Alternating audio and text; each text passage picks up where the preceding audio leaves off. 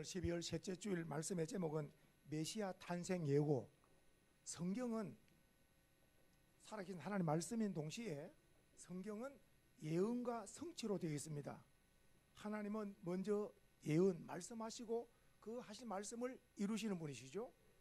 자, 그래서 성경은 예언하시고 성취하시고, 시대가 달라더라도 구약의 예언이 신약의 성취가 되어지고, 아무리 몇백 년이 지나더라도 하나님은 말씀하신 것은 하나님 반드시 이루신 하나님인 것을 우리가 알 수 있어요. 2024년도 구주 성탄절이 다가오지요. 2024년이라는 것은 2024년 전에 예수님이 탄생하셨다는 것을 알 수 있습니다. 그래서 우리가 2024년을 쓴다는 것은 예수님의 탄생을 중심으로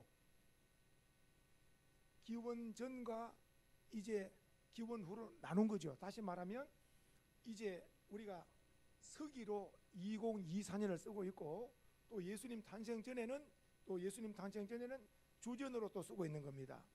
그래서 2024년이라는 것이 뭐냐? 예수님의 탄생하신 지가 2024년에 세월이 흘렀다는 것을 말씀하는 거죠. 자, 오늘 주보를 한번 보시면, 자, 성경의 중심이 누구냐, 역사의 중심이 누구냐, 이것만 깨달으면 엄청난 지혜자죠. 해봅시다. 성경의 중심은 예수님입니다. 역사의 중심은 예수님입니다. 예수님은 역사의 중심이고 성경의 중심이라. 그 요한복음 5장 39절 적었습니다. 한번 읽어볼까요? 자, 요한복음 5장 39절 예수님이 하신 말씀입니다. 너희가 시작. 너희가 성경에서 영생을 얻는 줄 생각하고 이 성경을 연구하거니와 이 성경이 곧 내게 대하여, 그러니까 성경을 연구하지만은 성경의 중심은 예수님인 것을 예수님이 친히 말씀하신 거예요.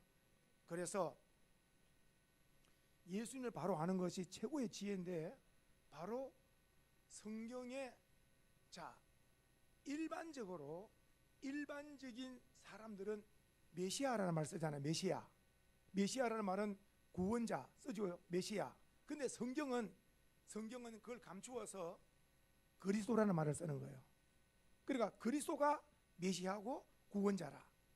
그러니까 우리가 한마디로 주 예수 그리스도, 이것만 바로 알아도 한번 해볼까요? 주 예수 그리스도. 자, 보세요. 예수님이 우리의 주님이 되시고 그리스도가 되신다는 거죠. 그러니까 예수님이 누구냐? 나의 주인이다, 나의 주님이다. 그리고 예수님이 나의 메시아, 나의 그리스도라는 거죠. 그 나를 구원하기 위해서 이 땅에 오신 날이 바로 구주 성탄절인 줄 믿으시기 바라요. 자, 그래서 구약 39권은, 창세기부터 말라기까지 39권은 오실 메시아가 오신다. 그러니까 메시아 그리스도가 오실 것을 예언한 것이 바로 구약 성경이고, 우리가 신약 보세요. 마태, 마가, 누가, 요한, 이 사복음서는 예수님의 행전이잖아요.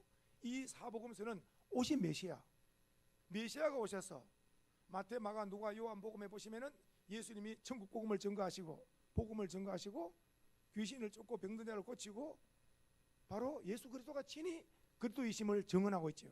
마태, 마가, 누가, 요한 사복음서에는 예수님의 행전이 기록되어 있죠. 메시아 사역. 이거 보고 예수님이 그리스도다, 예수님이 메시아라 믿는 사람은 복이 있는 줄 믿습니다. 자, 보십시오. 이제 사도행전부터는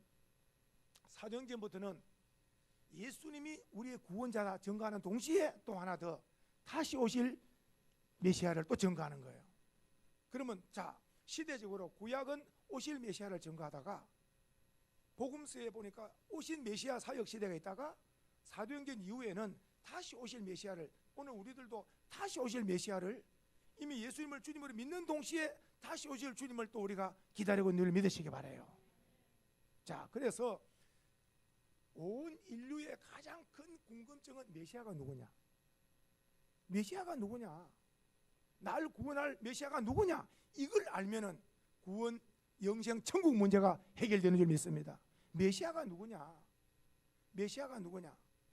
성도님들, 참 놀랍습니다. 예수 메시아를 만난 자는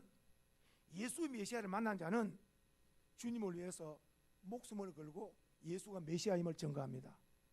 베드로나 이런 사도들, 바울이나 이런 사도들이 예수 이름을 증거하지 마라, 예수 이름을 더 이상 증거하지 마라, 그럴 때도 예수님은 주님이시고 그리스도인 것을 힘있게 증거하죠. 이들이 예수 믿기 전에는 베드로 같은 경우에는 물고기 잡던 어부였잖아요. 그래 메시아 예수를 만나고 나서는 예수가 메시아다, 목숨을 걸고 예수 그리스도가 바로 예수가 그리스도가 메시아임을 증거하죠. 바울 또한 예수 믿기 전에는 어땠어요? 예수를 믿기 전에는 율법에 그가 능한 자였고 그가 바리새인이었잖아요. 그러나 부활하신 예수님을 다메섹 도성에서 만나고 난 이후에는 예수가 하나님의 아들이다, 예수가 그리스도다, 목숨을 걸고 예수를 메시아 그리스도임을 증거한 줄 믿으시기 바라요. 그러니까 방금 말씀한 대로 고기 잡던 자가 예수 만나고 나서 그리스도임을 확증하고 나서는 예수가 그리스도임을 증거하고, 핍박자 예수를 믿지 않는 바울 같은 경우도 메시아 예수님을 믿고 확증을 얻고 난 이후에는 예수가 그리스도임을 있는 힘을 다해서 복음을 증거하고 있죠. 오늘 우리들이 예수 그리스도만이 나의 구원자임을 믿는 동시에 이 예수님을 우리가 힘있게 증언할 수 있어야 주님이 기뻐하실 줄로 믿습니다.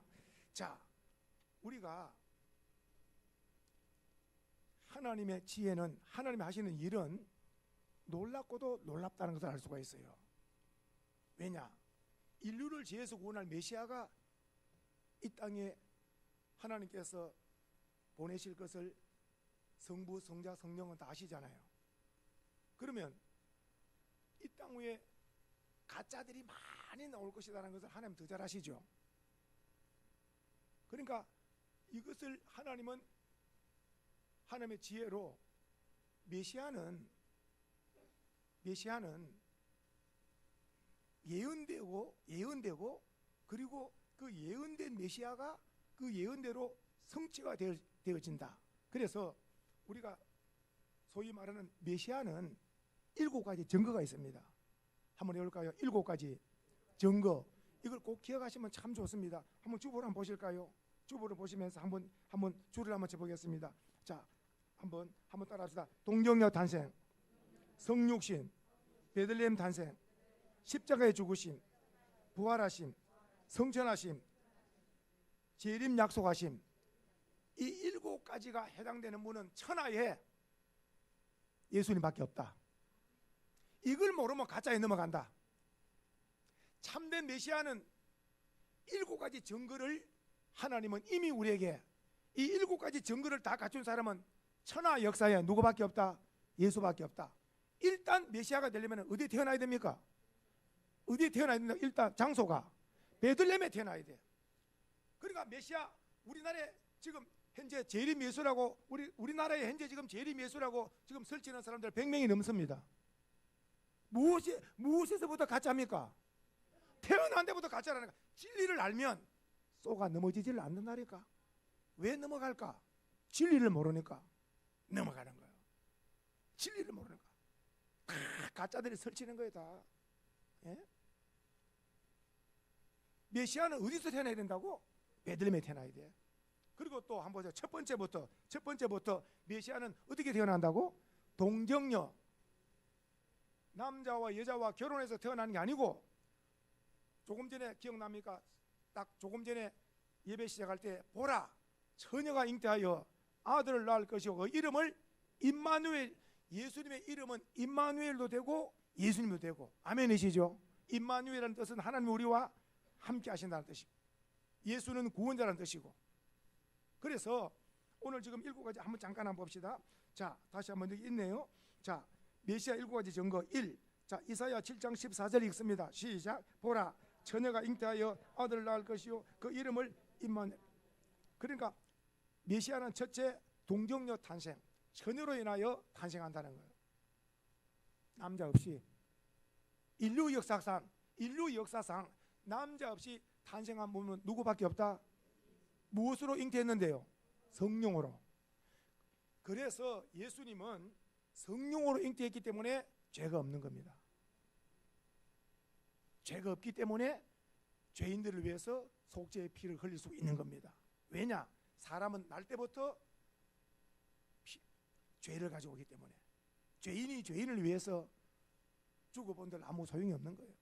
죄 없는 분, 그래서 동정녀 탄생은 예수님이 바로 죄 없이 오셨다는 것을 설명하고 있는 것이고, 성육신은 성령으로 잉태된 예수님이 성경에 보면은 요한복음 1장 14절에 한번 읽어볼까요? 시작. 말씀이 육신이 되어 우리 가운데 거하시매. 그러니까 말씀이 무엇했다고요? 육신의 몸을 입으신 거예요. 하나님이 사람의 몸을 입으신 거예요. 말씀이 육신이 되신 거예요. 그러면 육의 눈으로 볼 때는 요셉의 아들이 아니냐, 마리아의 아들이 아니냐, 예수님의 인성밖에 몰라. 그러나 영의 눈이 열리고 믿음이 오면 이분이 바로 하나님의 아들이다, 이분이 바로 메시아다, 그리스도다, 구원자다, 무릎 꿇고 주님을 영접하게 되는 줄 믿습니다. 그러니까 사람에 있어서 가장 큰 지혜는 예수님이 누구냐를 바로 아는 거죠. 예수님이 바로 나를 구원하신 메시아임을 깨닫고 믿는 자는 구원의 영생의 복을 받은 자인 줄로 믿습니다. 첫째, 동정녀 탄생. 두 번째, 성육신. 세 번째 보니까 어디에 탄생요? 베들레헴. 한번 읽어봅시다. 자, 미가서 5장 2절. 미가는요, 주전 700년 전에 미가 선지자가 예언한 거예요. 예수님의 탄생 700년 전에, 조금 전에 동정녀 탄생도, 그러니까 이사야도 700년 전에, 엄밀히 말하면 한 40년 정도 차이 나더라고요. 미가는 740년 전. 그러니까 보십시다. 읽어봅시다. 미가 선지자가 뭐라고 예언했는가. 자, 베들레헴 시작. 베들레헴 에브라다야, 너는 유다 족속 중에 작을지라도 이스라엘 다스릴 자가, 이 바로 메시아가 어디에서 탄생한다고요?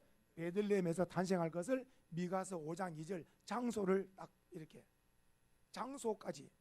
그러니까 하나님이 하시는 일은 너무나 정확하시다는 것을 우리가 알 수 있는 거예요. 장소. 자, 메시아가 탄생하셔서, 그리고 또 4절에 보면 이 땅에 메시아 그리스도가 이 땅에 오셔서 가장 하실 중심 사역이 뭐냐? 십자가의 뭐라? 십자가의 대속 죽음으로.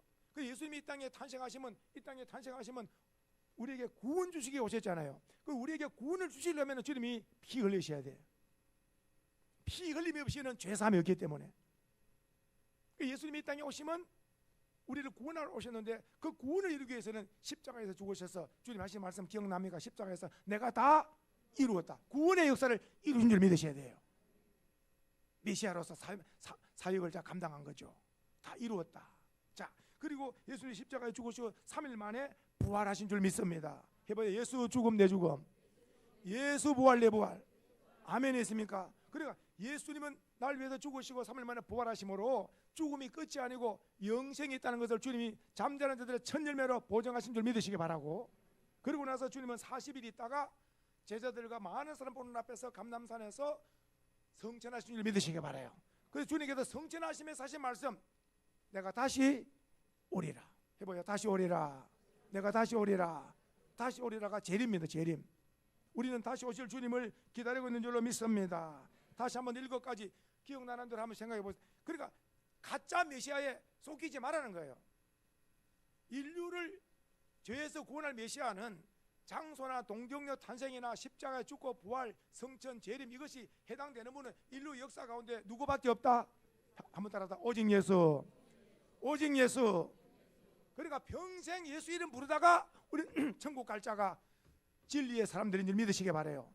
우리 주변에도 가짜가 많고, 우리 주변에도 여러 가지 가짜가 많지만 절대로 흔들리지 말고, 예수 외에는 구원자가 없다. 베드로 보십시오. 사도행전 4장 12절에 뭐라고 말합니까? 천하 인간에 구원 얻을 만한 이름을 예수 이름 외에는 주신 적이 없느니라. 오직 예수만이 우리의 구원자. 아멘이세요. 바울 보세요. 주 예수를 믿어라. 그러면 너와 내 집이 구원을 얻는다. 해봐요. 예수. 예수. 그러니까 우리가 부를 이름 오직 예수 그리스도인 줄 믿습니다. 7가지 한번 기억나겠어요? 한번 해보세요. 7가지. 성육신부터. 자, 시작. 동정녀 탄생부터 시작. 동정녀 탄생, 성육신, 베들레헴 탄생, 십자가의 죽으심, 부활하심, 성천하심, 재림하실 것임. 그러니까 마지막 재림 때는 다 반갑게 주님을 만날 줄로 믿습니다. 이것을 깨닫고 나면은 가짜에 넘어갈 수 있겠어요? 안 넘어가겠어요? 승리합시다. 절대로 가짜에 넘어가지 말고 진짜 예수님을 붙들고 마지막 날 진짜 예수님 앞에 설 수 있는 참된 우리 성도들 되기를 다시 한번 축복합니다. 제가 그래서 그 밑에다가 이렇게 제가 적었습니다. 인류 역사 가운데 읽어봅시다. 시작. 인류 역사 가운데 많은 사람들이 메시아라 하지만은 전부 가짜다. 자, 그 다음에 7가지 증거를 가지신 분은 예수뿐이시다. 아멘이시죠? 사도행전 5장에 잠시 이런 말씀이 있습니다. 자, 공회가 열렸습니다. 공회가 열렸습니다. 베드로부터 제자들이 다 체포됐습니다. 누구 이름을 전파하다가? 예수 이름을 전파하다가 공회의 대제사장부터 전부 다 이 사람들을 죽일 것인가? 예수 이름을 증거하다가 다 체포됐습니다. 베드로부터 다 잡혀 있습니다. 대제사장부터 앉아서 다 배심에 앉았습니다. 그러면서 그 이름을 부르지 마라, 그 이름을 증거하지 마라, 그렇게나 경고의 건을 계속해서 증거이기 때문에 이제 이 자들을 어떻게 이 자들을 죽일 것인지 살릴 것인지 말을 하라 그런 거예요. 죽이려고 작정을 한 거죠. 그럴 때에 아주 등망이 높은 가말리엘이라는 사람이 나서서 아주 어떤 말을 하느냐, 이 말을 함으로 이 문제를 일시 해결할 수 있는 말, 성경에 이런 말이 있죠. 경우에 합당한 말은 아로새겐 은쟁반의 금사가라 그랬죠. 금사가 같은 말은 그 현장에, 그 금사가 같은 말은 현장을 해결할 수 있는 말이라. 보통 지혜가 아니겠죠. 그때 지금 이 무슨 말 하느냐, 이 사람이 자 이런 말 합니다. 생각을 해봐라. 내가 메시아다, 나를 따르라. 그 시대에 얼마 전에 일어났던 사람이 드다라는 사람, 드다라는 사람이 내가 메시아다 그런 거예요. 내가 메시아다. 그랬더니 메시아가 나타났다. 사람들이 따랐는데 그 사람이 말하기를 400명이나 따랐다고 성경에 나와 있어요. 400명이. 이 드다를 뭐라고 따랐다고요? 메시아로 따랐다는 거예요. 그런데 이 가짜가 어디서 설치느냐고, 이 가짜가 어디서 설치느냐고, 메시아도 아는 것이 메시아 노릇한다고 잡아서 사형을 시켰어요. 그러니까 어때요? 가짜가 죽고 나니까 흩어지고 끝나버리네. 아, 이거 제 가짜였구나.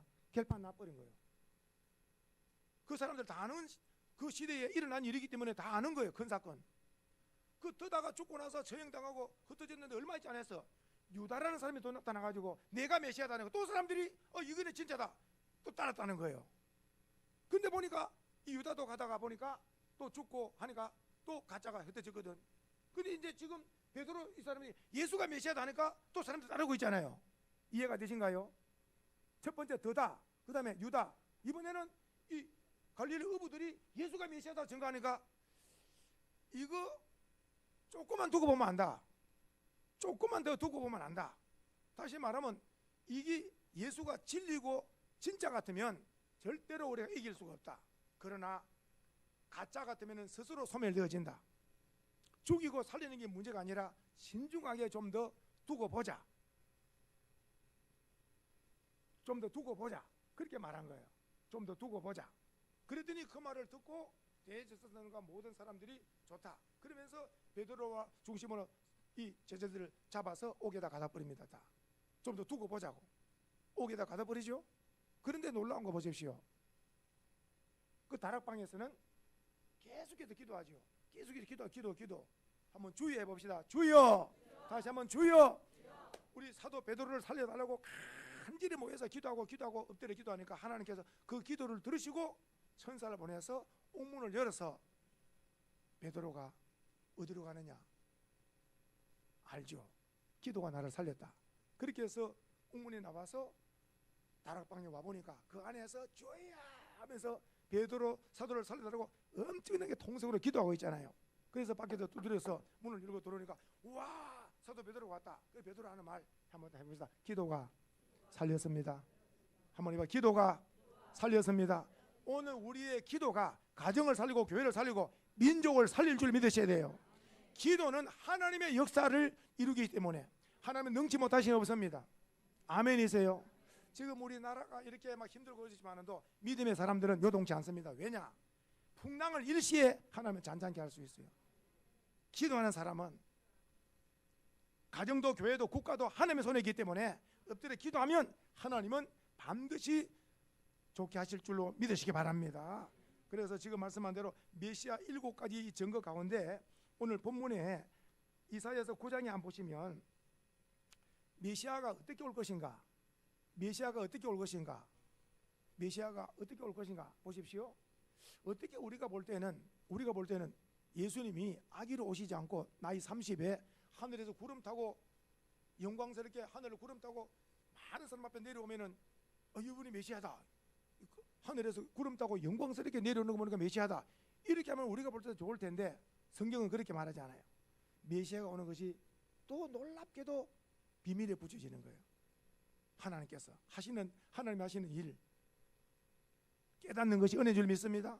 성경을 보십시오. 9장 6절에 보니까 메시아가 어떻게 오느냐, 아기로 온다.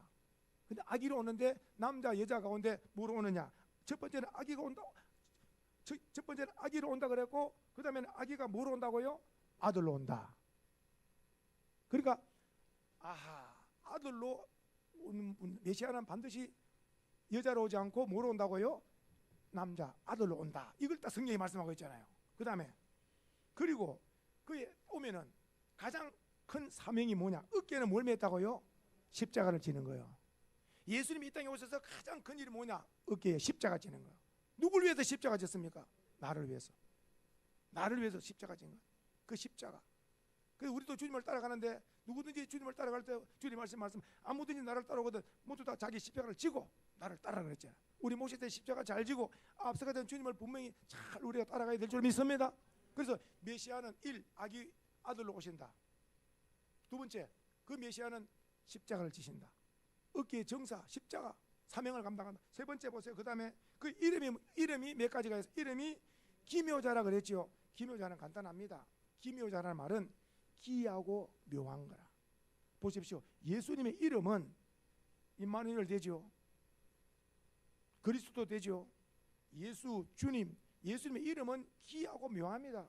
예수님의 이름은 이렇게 아주, 또 보세요. 예수님은 이름이 이렇게 여러 개가 되는 거예요. 주, 예수, 그리스도, 임마누엘 모두 다 예수님의 이름이라. 예수님은 기이하고 묘한 자입니다. 그리고 나서 모사라는 말은 모사가 나오죠. 모사는 지혜. 예수님의 공생애 30부터 33년까지 예수님의 공생애 가운데 예수님의 지혜가 번쩍번쩍한 거 몇 가지가 있어요. 이 세금을 가이사에게, 로마 황제 가이사에게 세금을 내야 됩니까? 말아야 됩니까? 어려운 거예요, 이거. 세금 문제.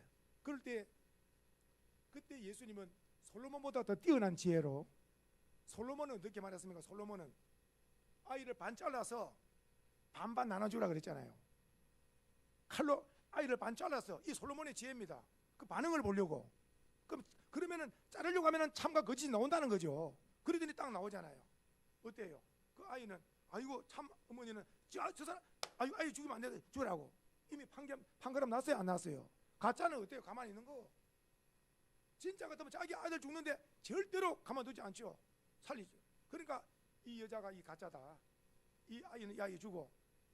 그러니까 딱 솔로몬의 그 판가름, 예수님 가이사의 것은 가이사에게, 하나님의 것은 하나님께 딱 판가름 내리니까 아무 말을 못하는. 또 예수님의 지혜, 오늘 모사 말씀, 현장에서 가늠하다 잡힌 여인을 데려온 거예요. 당시에는 돌로 쳐 죽입니다. 정말 참 엄청난 고통이죠. 돌로 쳐 죽이는 당시의 법. 그럴 때 주님 앞에 이 여자를 돌로 치릴까 말릴까 딱 그러잖아요. 돌을 치라 그러면 사랑이 없는 거고, 치지 말라 그러면 법을 어기는 거라. 이 딜레마라 그러는 거. 딜레마. 이리도 못하고 저리도 못하는 거 딱 가지고. 예수님의 지혜가 엄청나신 분이라. 예수님 말씀, 너희 중에 돌로 여자를 치는데 어떤 자가 치라고? 죄 없는 자가 돌로 치라고. 죄 없는 자가 돌로 치라 그러니까 아무도 돌을 못 치고 다 가버리잖아요.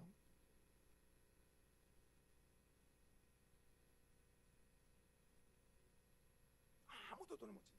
예수님의 그 지혜입니다. 오늘날 우리가 어떤 어려운 역경을, 문제를 만나더라도 도무지 내 힘으로 할 수 없다 하지만도 성경에 무릎 꿇고 주님의 지혜를 구하면 주님이 그 문제를 해결할 수 있는 놀라운 지혜를 주시면 그 문제를 해결할 수 있는 줄 믿으셔야 됩니다.